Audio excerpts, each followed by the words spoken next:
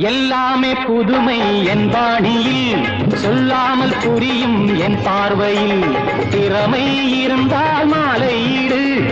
இல்லை என்றால் ஆளை வீடு ராணி என்றும் என்ன